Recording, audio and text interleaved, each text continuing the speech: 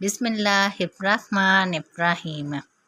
हज़रत अबू हुरैरा रज़ी अल्लाह ताला अन्हो से मरवी है कि नबी सल्लल्लाहु अलैहि वसल्लम ने फरमाया, ये मुमकिन नहीं है कि दो रूहा आदमी अमीन हो। हदीस नंबर 200। हज़रत अब्दुल्ला बिन उमर रज़ी अल्लाह ताला अन्हो नबी सल्लल्लाहु अलैहि वसल्लम से रिवायत करते हैं कि मोमन को ये ज़ेब नहीं देता कि वो बहुत ज़्यादा लान तन करता हो। हदीस नंबर 201।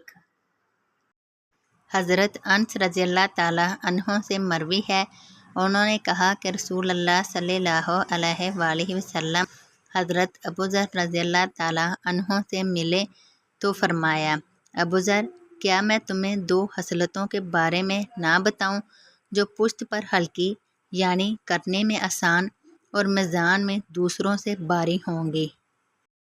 अबू ज़र ने कहा, क्यों नहीं ए अल्लाह के रसूल। आप सल्लल्लाहु अलैहि वसल्लम ने फरमाया, अच्छा अखलाक और तवील खामोशी को लाजिम कर लो। इस ज़ात की कसम जिसके हाथ में मेरी जान है, महलूक ने इन दोनों जैसा कोई अमल नहीं किया। हदीस नंबर 202। हज़रत अनस बिन मालिक रज़ी अल्लाह ताला अन्हों से मरवी है, उन्होंने कहा कि रसूल अल्लाह सल्लल्लाहु अलैहि वसल्लम ने फरमाया, किसी बंदे का ईमान इस वक्त तक दुरुस्त या सीधा नहीं होता जब तक इसका दिल मुस्तकीम यानी सीधा ना हो, और इसका दिल इस वक्त तक मुस्तकीम नहीं होता जब तक इसकी ज़ुबान मुस्तकीम ना हो, और कोई ऐसा आदमी जन्नत में दाखिल नहीं होगा जिसका पड़ोसी इसकी शरारतों से महफूज ना हो। हदीस नंबर 198। हज़रत आयशा रज़ी अल्लाह ताला अन्हा से मरवी है कि रसूल अल्लाह सल्लल्लाहु अलैहि वसल्लम ने इनसे फरमाया, आयशा, नरमी किया करो, क्योंकि अल्लाह ताला जब किसी घर वालों के साथ भलाई का इरादा करता है तो इनकी रहनुमाई नरमी के दरवाज़े की तरफ कर देता है। हदीस नंबर 204। ज़मरा बिन सलबा से मरवी है, उन्होंने कहा कि रसूल अल्लाह सल्लल्लाहु अलैहि वसल्लम ने फरमाया, लोग इस वक्त तक भलाई पर रहेंगे जब तक एक दूसरे से हसद नहीं करेंगे। हदीस नंबर 197। सैयदना उमर बिन आस रज़ी अल्लाह ताला अन्हो से मरवी है, वो कहते हैं, जब अल्लाह ताला ने मेरे दिल में इस्लाम का ख्याल डाल दिया तो मैं नबी करीम सल्लल्लाहु अलैहि वसल्लम के पास बैत करने के लिए आया और आप सल्लल्लाहु अलैहि वसल्लम ने अपना हाथ मेरी तरफ फैला दिया, लेकिन इस वक्त मैंने कहा, मैं इस वक्त तक आपकी बैत नहीं करूँगा जब तक मेरे साबका गुनाह बख्श नहीं दिए जाते। रसूल अल्लाह सल्लल्लाहु अलैहि वसल्लम ने फरमाया, उमर, क्या तू नहीं जानता कि हिजरत पहले वाले गुनाहों को ख़त्म कर देती है? उमर, क्या तुझे ये इल्म नहीं है कि इस्लाम भी पहले वाले गुनाहों को मिटा देता है? मसनद अहमद। हदीस नंबर 108। सैयदना जाबिर बिन अब्दुल्ला रज़ी अल्लाह ताला अन्हो कहते हैं, हम नबी करीम सल्लल्लाहु अलैहि वसल्लम के पास बैठे हुए थे, बस आप सल्लल्लाहु अलैहि वसल्लम ने अपने सामने वाली सिम्मत में एक सीधा हाथ लगाया और फरमाया, ये अल्लाह ताला का रास्ता है।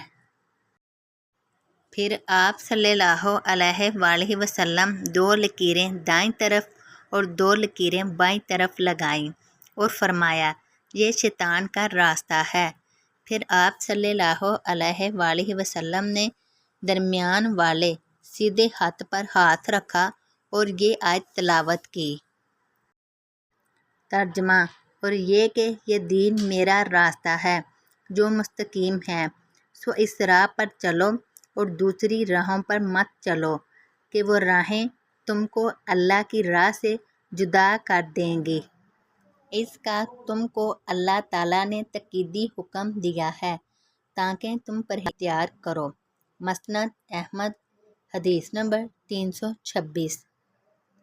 سیدنا عمر بن خطاب رضی اللہ تعالیٰ عنہ سے روایت ہے کہ رسول اللہ صلی اللہ علیہ وآلہ وسلم نے فرمایا، بندے کا اپنے گھر میں نفل نماز کرنا نور ہے، جو چاہتا ہے اپنے گھر کو منور اور روشن کر لے۔ مسند احمد، حدیث نمبر 2042۔ حضرت عبداللہ بن عمر رضی اللہ تعالیٰ عنہ سے روایت ہے کہ رسول اللہ صلی اللہ علیہ وآلہ وسلم ہم لوگوں سے اکثر فرمایا کرتے تھے، اے میرے ساتھیو، تمہارے لیے کیا چیز اس سے مانع ہو سکتی ہے کہ چند آسان کلموں کے ذریعے اپنے گناہوں کی صفائی کر لیا کرو۔ عرض کیا گیا، یا رسول اللہ، وہ کون سے کلمے ہیں؟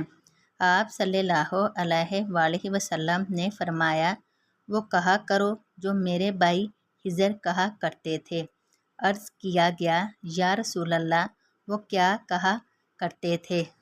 فرمایا، وہ کہا کرتے تھے، ترجمہ: اے اللہ، میں تجھ سے معافی اور بخشش چاہتا ہوں ان گناہوں کی جن سے میں نے تیرے حضور میں توبہ کی ہو اور شامت نفس سے پھر پلٹ کر وہی گناہ دوبارہ کیے ہوں، اور میں تجھ سے معافی اور بخشش چاہتا ہوں اس عہد کے بارے میں جو میں نے اپنی ذات کی طرف سے تجھ سے کیا ہو اور پھر میں نے اس کو وفا نہ کیا ہو بلکہ عہد شکنی کی ہو، اور میں تجھ سے معافی اور بخشش چاہتا ہوں ان نعمتوں کے بارے میں جن سے طاقت و قوت حاصل کر کے میں نے تیری نافرمانیاں کی ہوں، اور تجھ سے معافی اور بخشش کا سوال کرتا ہوں ہر اس نیکی کے بارے میں جو میں نے تیری رضا جوئی کی نیت سے کرنی چاہی ہو، پھر اس میں تیرے ماں سوا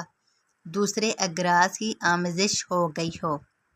اے میرے اللہ، مجھے دوسروں کے سامنے رسوا نہ کرنا، بے شک تو مجھے خوب جانتا ہے، تجھ سے میرا کوئی راز ڈھکا چھپا نہیں ہے، اور میرے گناہوں پر مجھے عذاب نہ دینا، تجھے مجھ پر ہر طرح قدرت حاصل ہے، اور میں بالکل عاجز اور تیرے قبضہ اختیار میں ہوں۔ معرف الحدیث، حدیث نمبر 1336۔